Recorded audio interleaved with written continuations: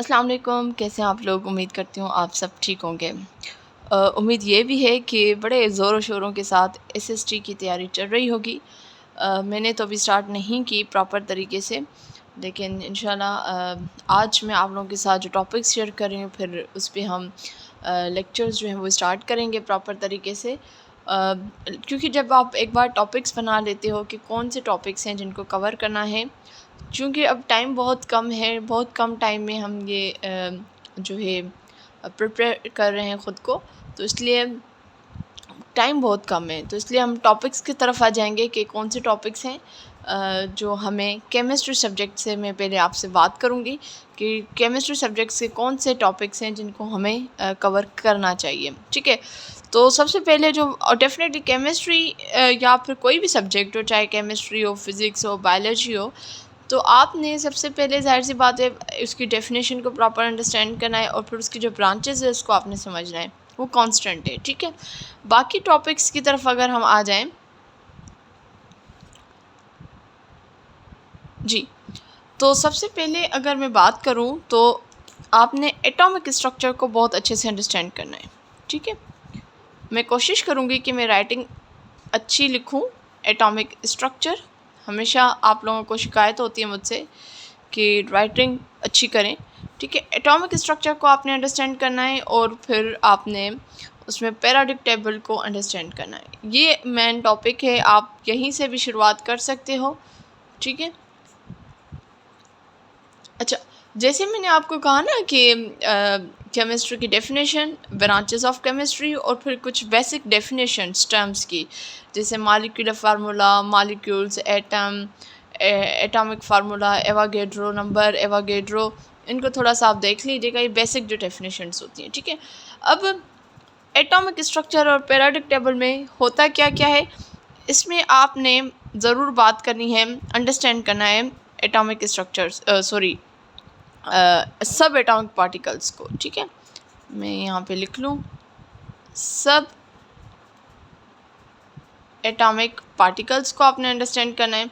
अब सब atomic particles मतलब जिसमें आपके न्यूट्रॉन्स, प्रोटॉन्स, इलेक्ट्रॉन्स, ठीक है, और जो न्यूक्लियस के सराउंडिंग जो इलेक्ट्रॉन होता है, तो उसको आपने बहुत अच्छे से अंडरस्टैंड करना है, इसका पूरा कॉन्सेप्ट आपने समझना है।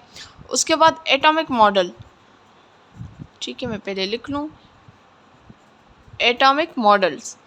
अब एटॉमिक मॉडल्स में आपने हिस्टोरिकल मॉडल्स जो होते हैं, जिसमें डाल्टन मॉडल्स है, थॉमसन प्लम्स पुडिंग है, वो उसका जो मॉडल है। उसके बाद रदरफोर्ड मॉडल है, रदरफोर्ड न्यूक्लियर मॉडल, और फिर जो मॉडर्न जो क्वांटम जो है अपना मैकेनिकल मॉडल है, उसको आपने अंडरस्टैंड करना है। तो मैं यहाँ पे लिख लेती हूँ। बेसिकली बेसिक जो आपके मॉडल्स हैं उनको आपने ज़रूर समझना है, जिसमें आपका आ जाएगा डाल्टन्स मॉडल। ठीक है, उसके बाद आपने इसमें थॉमसन्स प्लम पुडिंग मॉडल।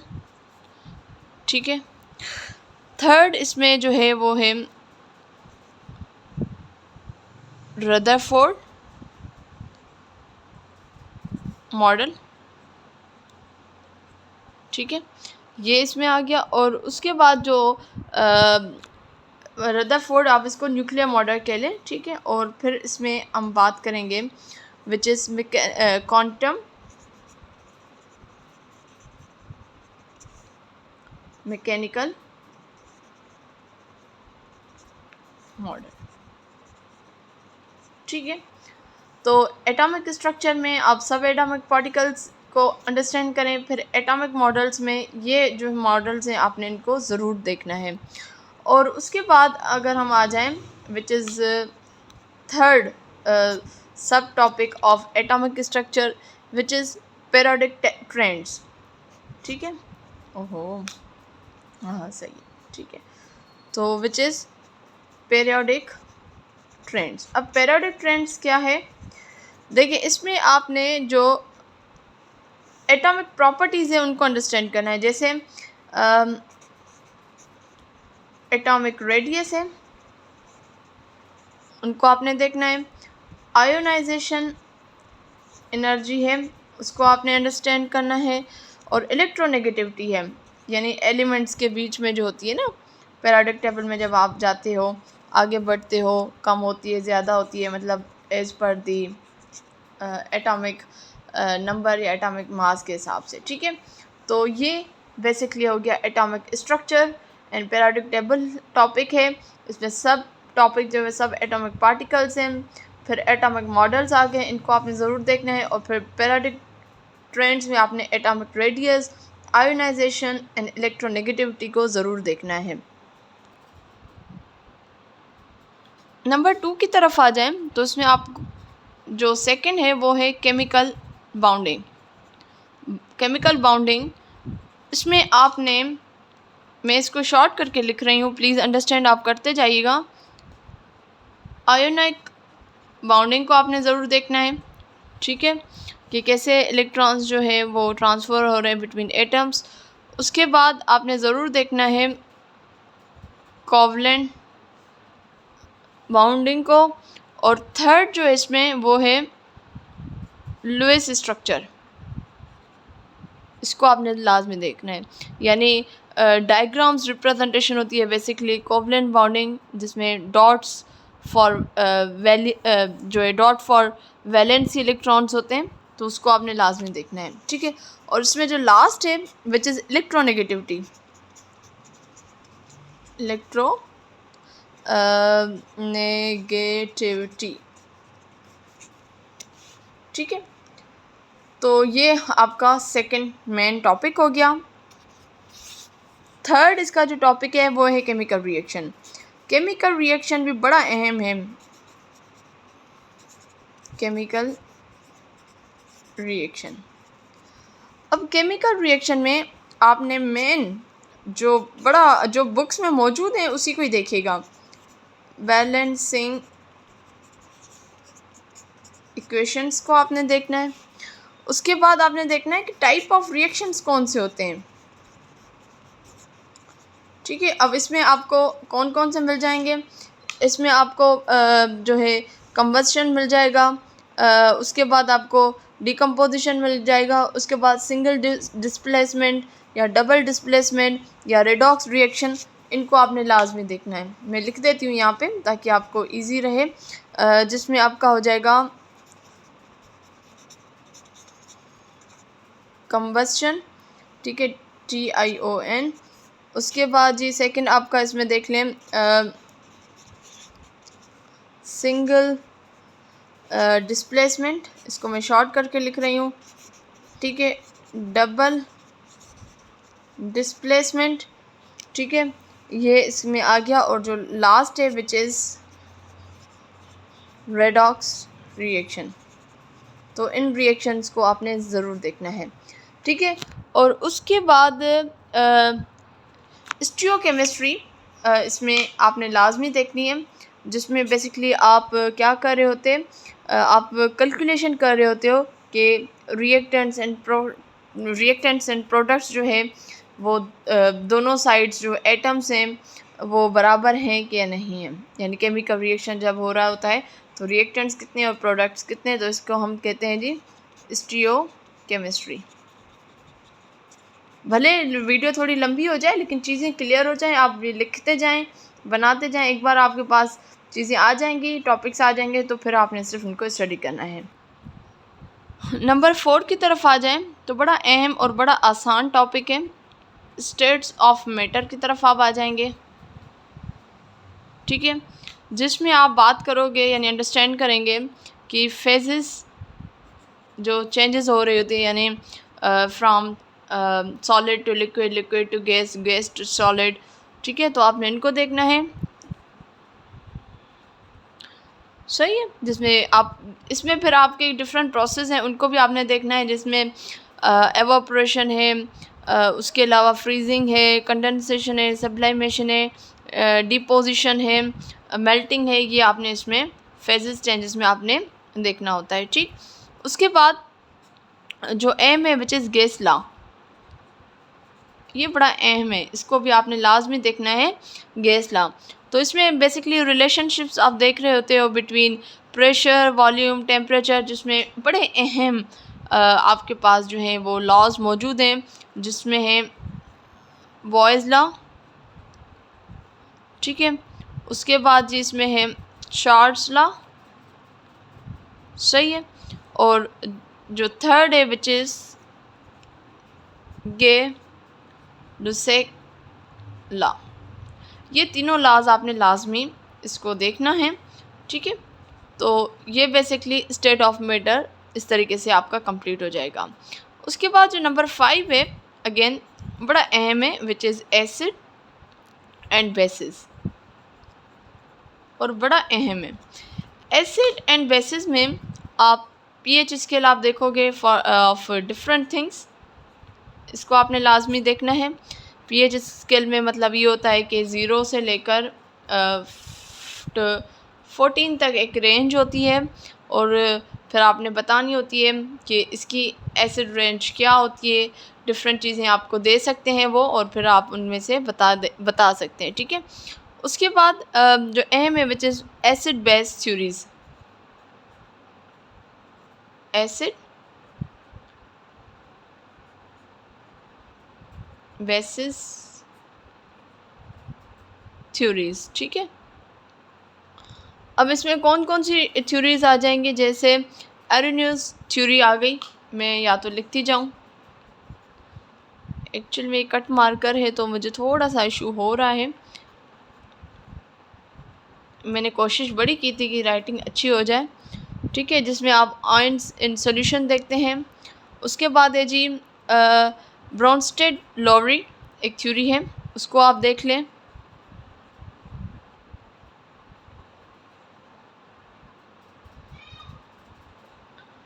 ठीक है, एंड लुइस एक थ्योरी है, इसको आप ज़रूर देखें।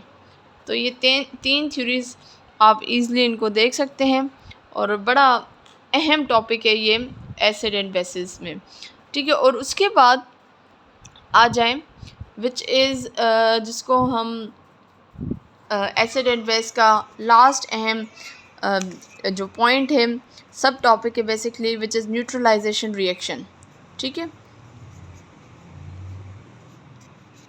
न्यूट्रलाइजेशन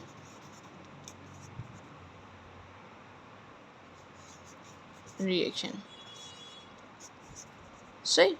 अब न्यूट्रलाइजेशन रिएक्शन में आप बेसिकली एसिड एंड बेस के बीच में जो है रिएक्शन हो रहा होता है, और उसके बदले में जो है आप जो सॉल्ट एंड जो वाटर है वो प्रोड्यूस हो रहा होता है, यानी रिएक्टेंट आपका एसिड और बेस होता है, और प्रोडक्ट आपकी सॉल्ट और वाटर होता है, ठीक है।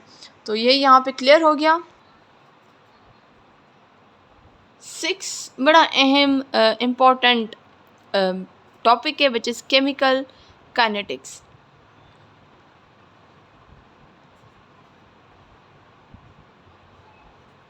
केमिकल KINETICS,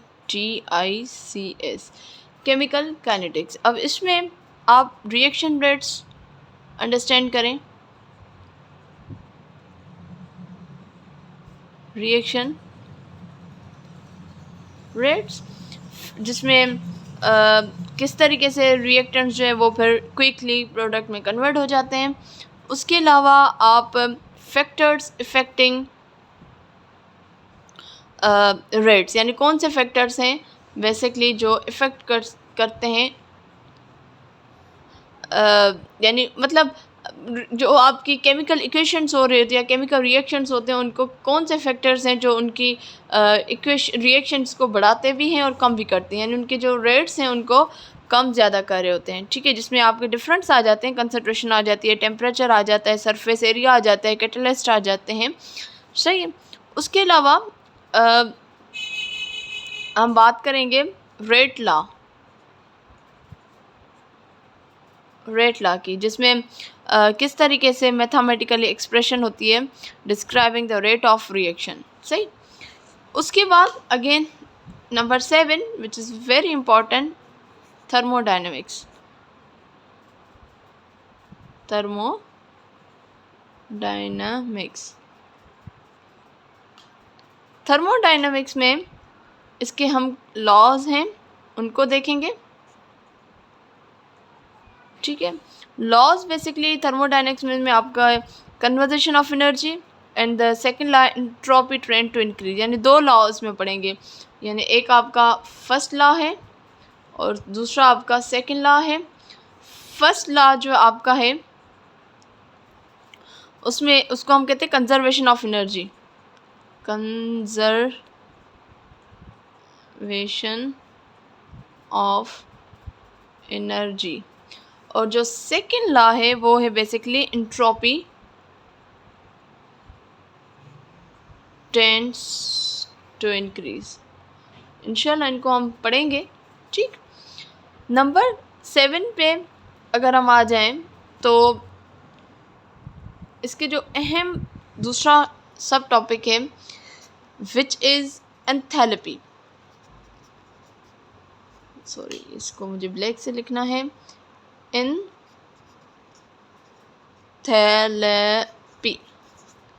ठीक है। Enthalpy, entropy, Gibbs free energy. ये बेसिकली फंक्शंस हैं जो यूज़ किए जाते हैं ये प्रेडिक्ट करने के लिए कि जो रिएक्शन की डायरेक्शन क्या है, ठीक है। तो ये यहाँ पे क्लियर हो गया। नंबर 8 पे आ जाएं तो नंबर 8 पे आपको इलेक्ट्रोकेमिस्ट्री टॉपिक अंडरस्टैंड करना है। इलेक्ट्रोकेमिस्ट्री, ठीक है। इलेक्ट्रोकेमिस्ट्री में रिडॉक्स रिएक्शन बड़ा अहम रिएक्शन है, उसको आपने देखना है, जिसमें ट्रांसफ़र होते हैं electron from one species to another, from one species to another, ठीक है। जो सेकेंड है which is electrochemical cell, electrochemical cell, जिसमें बेसिकली केमिकल एनर्जी कन्वर्ट हो रही होती है इनटू इलेक्ट्रिकल एनर्जी, जिसमें आप दो टाइप के सेल को देख सकते हैं। एक आपका है जी गैल्वेनिक सेल,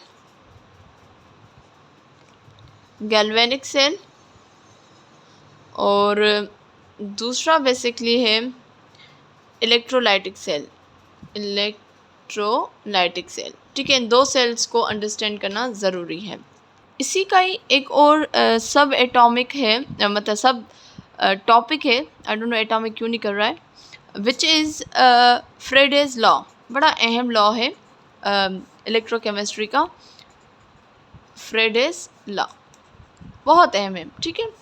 तो इसमें बेसिकली क्वांटिटेटिव रिलेशनशिप आप देखते हैं between the amount of substance consumed और produced at an electrode and the current, ठीक है। तो ये आपके सारे इलेक्ट्रोकेमिस्ट्री के सब टॉपिक आ गए, ठीक। उसके बाद आपने ऑर्गेनिक केमिस्ट्री को देखना है।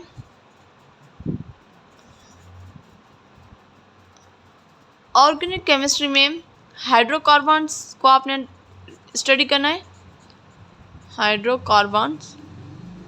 फंक्शनल ग्रुप्स को आपने देखना है। अब फंक्शनल ग्रुप्स मतलब स्पेसिफिक एटम्स या ग्रुप्स होते हैं जो ऑर्गेनिक कंपाउंड्स दे रहे होते हैं और उनकी जो है कैरेक्टरिस्टिक्स को हम अंडरस्टैंड करेंगे, ठीक है। उसके बाद आइसोमेरिज्म,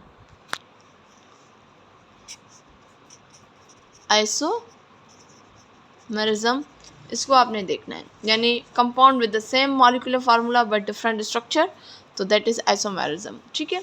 तो इसको आपने देखना है।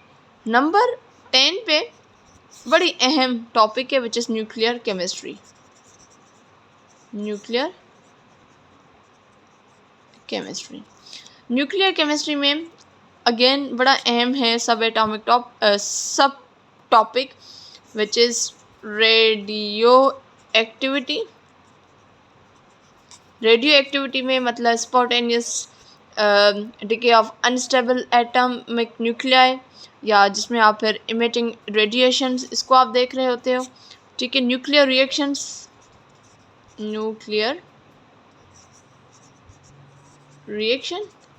और जो थर्ड है विच इज़ हाफ लाइफ, इसको आप देखो, ठीक है। तो ये बेसिकली इसके सब टॉपिक्स हैं न्यूक्लियर केमिस्ट्री के। नंबर 11 पे आ जाएं, तो नंबर 11 पे जो है मेटल्स, ठीक है। मेटल्स को आपने लाजमी देखना है, मेटल्स एंड अलॉय, जिसमें प्रॉपर्टीज़ आपने मेटल की देखनी है। उसमें फिर कंडक्टिविटी होती है, मेलेबिलिटी होती है, डक्टिलिटी होती है, ये क्या है, एक्सट्रैक्शन ऑफ मेटल फ्रॉम और क्या है, अलॉयज़ क्या होते हैं और उनके सिग्निफिकेंस क्या है, फिर ठीक है। उसके अलावा गैसेस के जो बिहेवियर्स हैं उनको आपने ज़रूर स्टडी करना है, ठीक है। इसको मैं लिख रही हूँ,